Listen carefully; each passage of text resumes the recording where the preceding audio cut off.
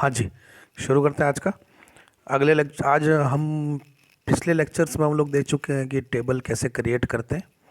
आज हम उस टेबल के अंदर एक रो इंसर्ट करेंगे, एक डेटा इंसर्ट करना सीखते हैं।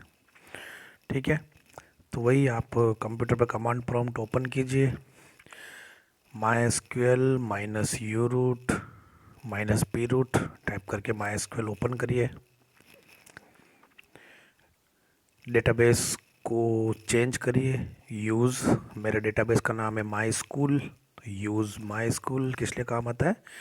डेटाबेस चेंज करने के काम आता है। डेटाबेस का नाम अगर आपको याद नहीं है कि मेरा डेटाबेस का नाम माई स्कूल है, तो आप शो डेटाबेसेस कमांड रन करिए, सारे डेटाबेस दिख जाएंगे आपको, वहाँ से नाम आप चूज़ कर लीजिए। डेटाबेस यूज़ हो चुका है, अब मैंने शो टेबल कमांड यूज़ किया है। मुझे पता चल गया कि मेरे इसके अंदर EMP नाम की टेबल बनी हुई है। ये कमांड, शो टेबल नाम का कमांड चलाने की ज़रूरत नहीं है अगर आपको टेबल का नाम याद है तो।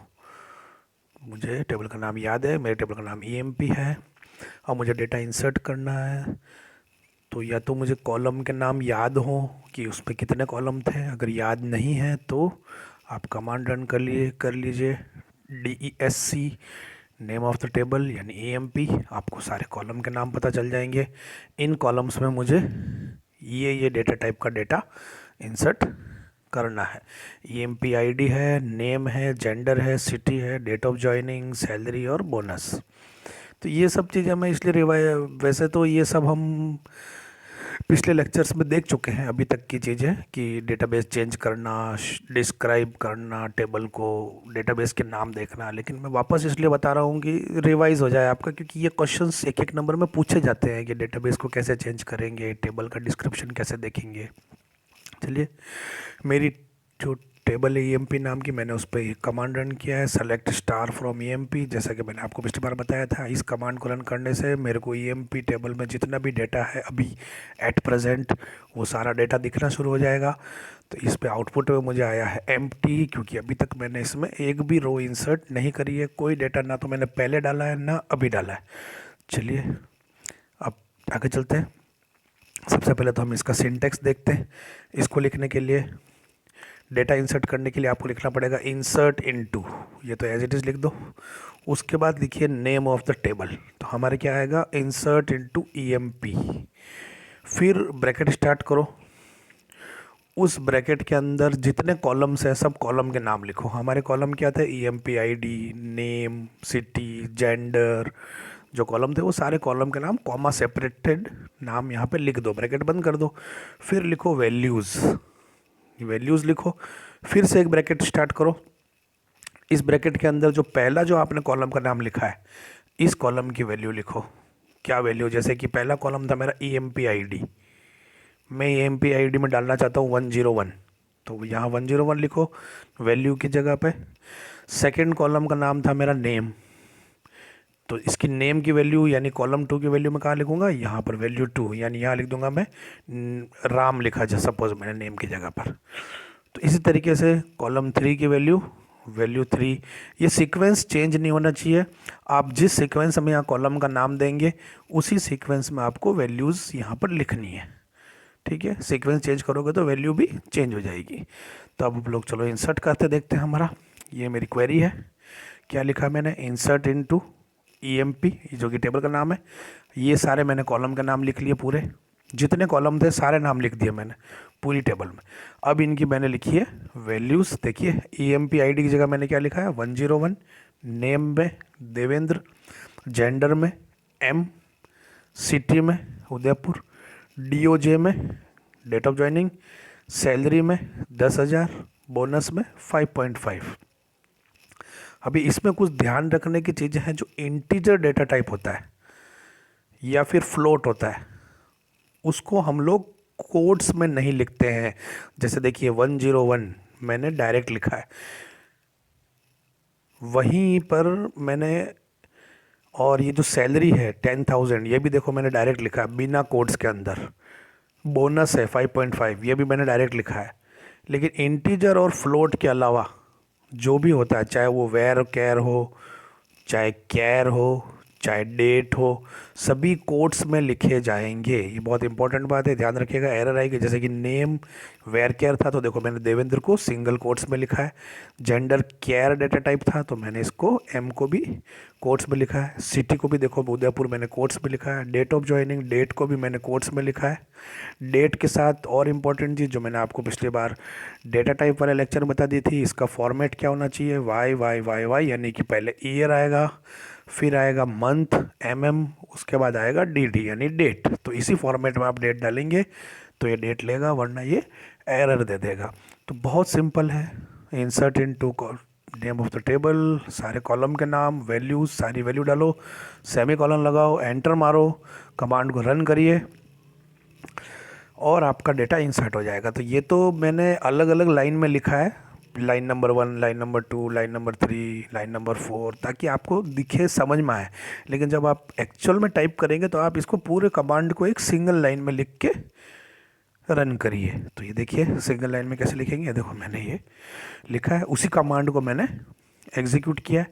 आउटपुट क्या आया, 1 रो अफेक्टेड, ओके।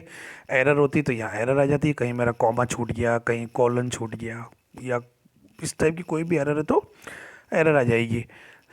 चलिए एरर नहीं आई तो हमने अगला कमांड रन किया है, सेलेक्ट स्टार फ्रॉम ईएमपी। आपको पता है ये मुझे सारे टेबल का डेटा ला कर देता है। जैसे ही ये कमांड मैंने रन किया, देखिए आउटपुट क्या आया। इस बार पूरा डेटा देखने लग गया मुझे। Employee ID 101, Devendra, gender, date of joining, पूरा डेटा मुझे दिखना शुरू हो चुका है।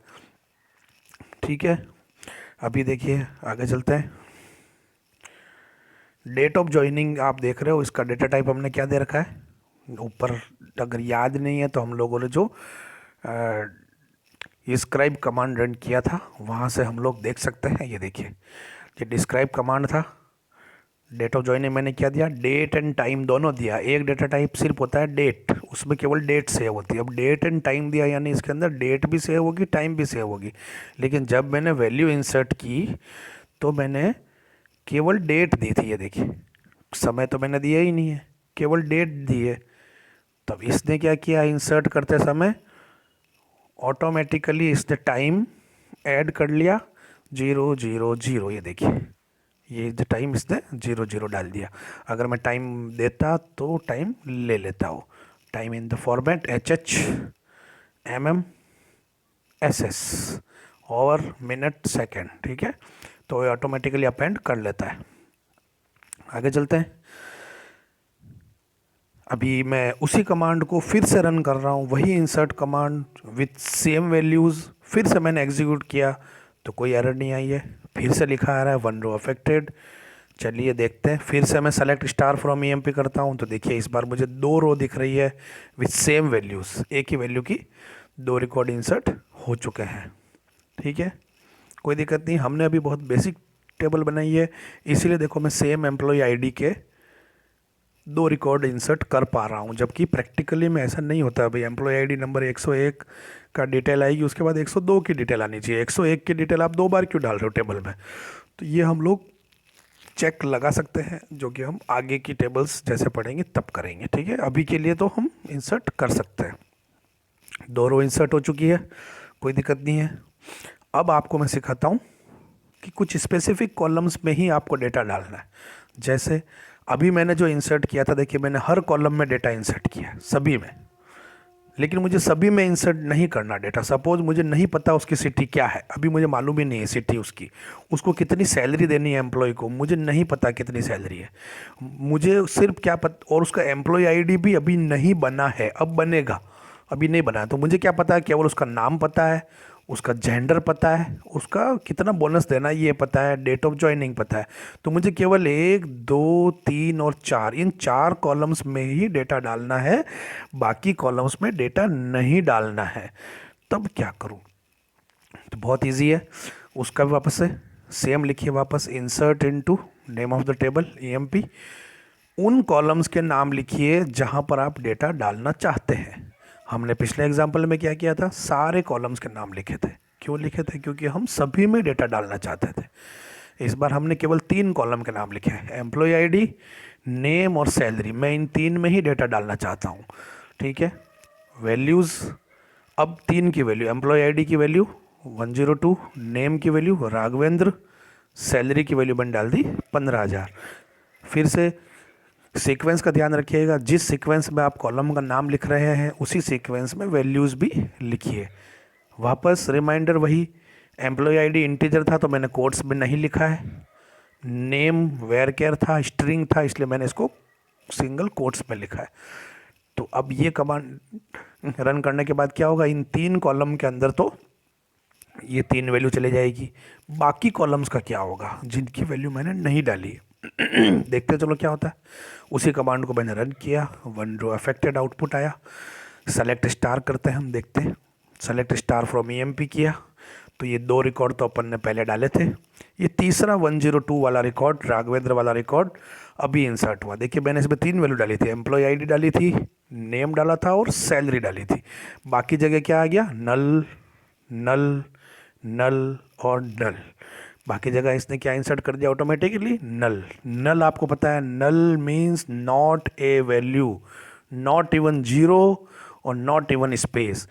यानी कि अगर जीरो डाल दूं मैं बोनस की जगह पर तो zero is not equal to null. ध्यान रखना, नल अलग होता है, जीरो अलग होता है। नल का मतलब जीरो भी नहीं है और स्पेस भी नहीं। अगर मैं खाली स्पेस छोड़ दूं तो वो भी नल नहीं है, खाली स्पेस भी नहीं छोड़ सकते। नल मतलब नल, ठीक है। तो ये देखिए ये वैल्यू इंसर्ट हो गई थी, कोई दिक्कत नहीं है।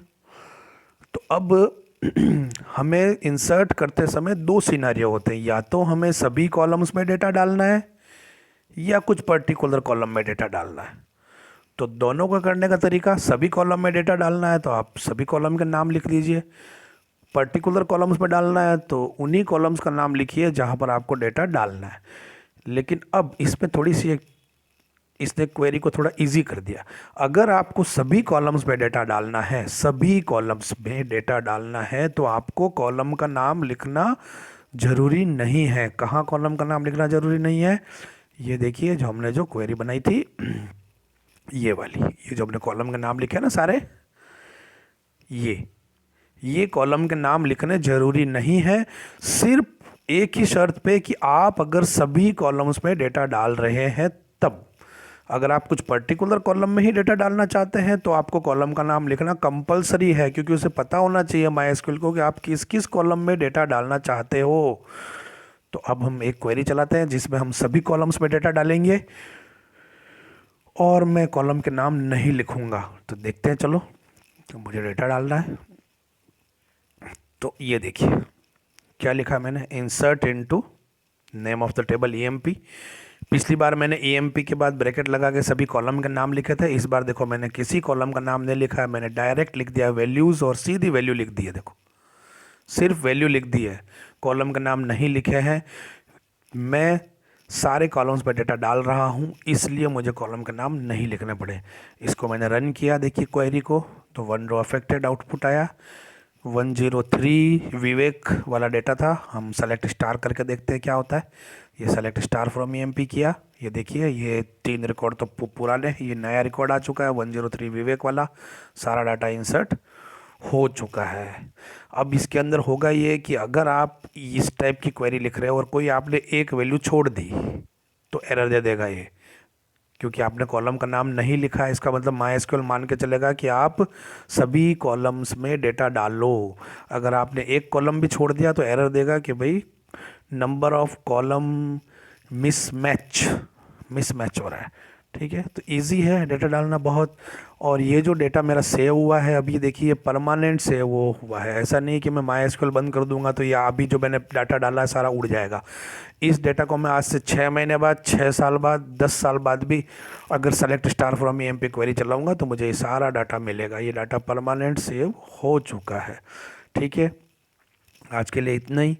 अगली क्लास में हम पढ़ेंगे सेलेक्ट क्वेरी यानी कि डेटा फैच करना, क्योंकि अभी हम टेबल क्रिएट करना सीख गए, हमने टेबल में डेटा भी डाल दिया है, अब हमें सेलेक्ट करना है। चलिए बाय।